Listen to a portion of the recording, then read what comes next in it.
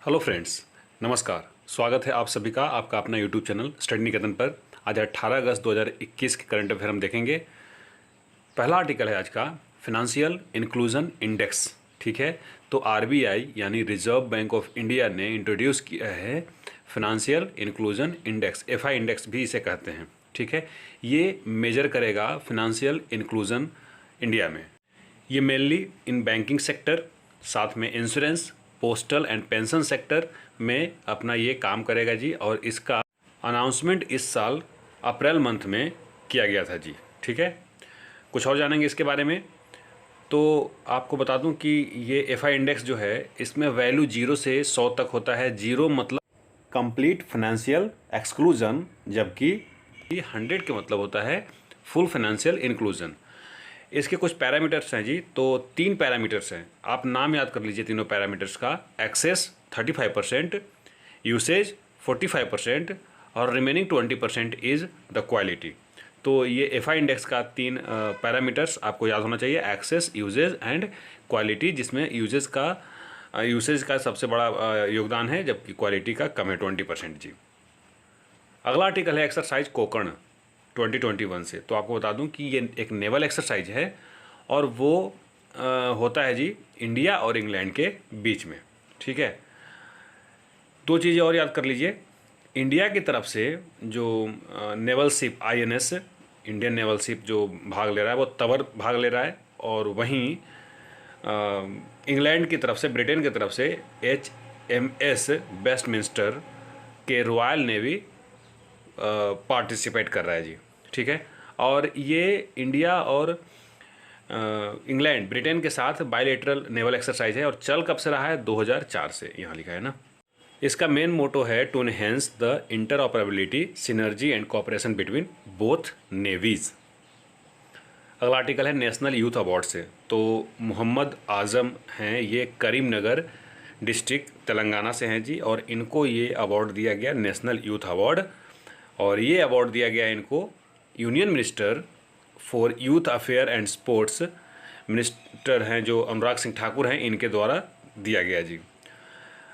He has conducted several awareness program related to blood donation, organ donation and plantation program under the Haritha Haram project. साथ में ही इनको award के साथ साथ 50,000 रुपया कैश भी दिया गया। अब इनका फ़ोटो देखिए कि इनका मोहम्मद आजम जी हैं ये, इनका आप फोटो देख रहे होंगे। कुछ और जानते हैं इनके बारे में।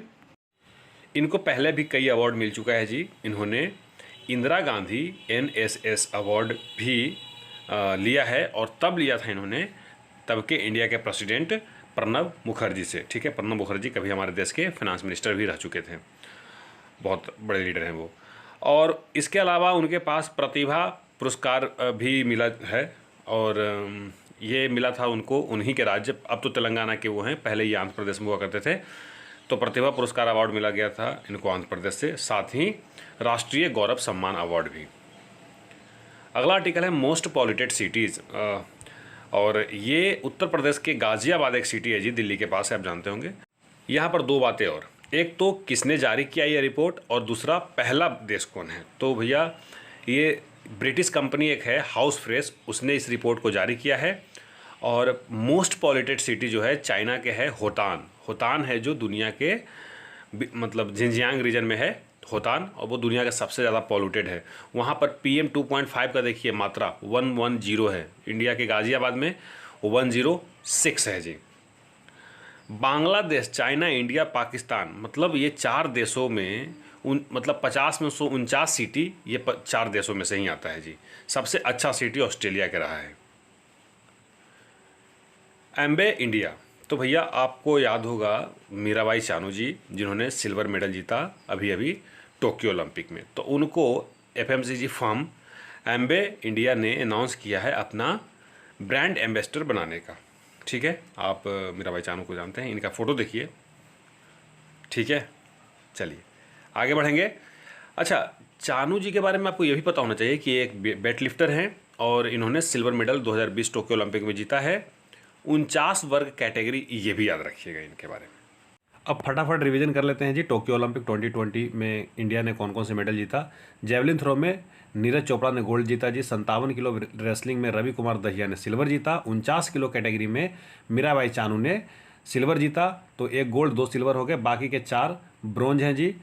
उसमें से पीवी सिंधु ने ब्रोंज जीता, लवलीना बोर्गोनीज ने ब्रोंज जीता, इंडियन हॉकी टीम ने ब्रोंज जीता और बजरंग पुनिया ने ब्रोंज जीता। अगला आर्टिकल है जाम्बिया से रिलेटेड। तो जाम्बिया के ओपोजिशन के लीडर हकैंदे हिचलेमा जो हैं, वो उनकी पार्टी का नाम United party for national development है। उन्होंने 2021 का जनरल प्रेसिडेंशियल इलेक्शन जीता है जी, और वो अब बन गए हैं, 59 साल के हैं ये, अब बन गए हैं वहाँ के प्रेसिडेंट। उनकी विनिंग परसेंटेज रहा 59.38%। ठीक है, वो रिप्लेस करेंगे एजर लुंगू को। ठीक है, चलिए जाम्बिया के बारे में जानेंगे। आप मैप में देखिए, एक अफ्रीकन कंट्री है जिसकी कैपिटल लुसाका है। यहाँ ऑफिशियल लैंग्वेज इंग्लिश चलता है जी। करेंसी यहाँ के जैम्बियन क्वाचा है, तो करेंसी आप याद रखेंगे, बहुत इंपॉर्टेंट होता है। यहाँ के लेजिस्लेचर को नेशनल असेंबली कहते हैं। क्या आप मुझे बताएंगे कि नेशनल असेंबली और किस देश के संसद को कहते हैं जी? इसके पड़ोसी देश हैं जी Angola, Congo, Tanzania, Malawi, Mozambique, Zimbabwe, ठीक है, नामीबिया। अगला आर्टिकल है मोहिउद्दीन यासीन। आप इनका नाम जानते होंगे, फ़ोटो से भी समझ में आ रहा होगा। ये प्राइम मिनिस्टर थे मलेशिया के। ये अभी अभी ये अपना चुनाव हार गए हैं और इसलिए इन्होंने इस्तीफा दे दिया जी, रिजाइन कर दिया। जो 74 साल के ये हैं और करीब 1.5 साल तक रहे हैं प्रधानमंत्री वहाँ के मलेशिया के। अभी भी वैसे हैं, अभी केयर टेकर प्रधानमंत्री के रूप में ये काम करते रहेंगे जब तक कि असेंबली वहाँ के नए प्राइम मिनिस्टर चुन न ले।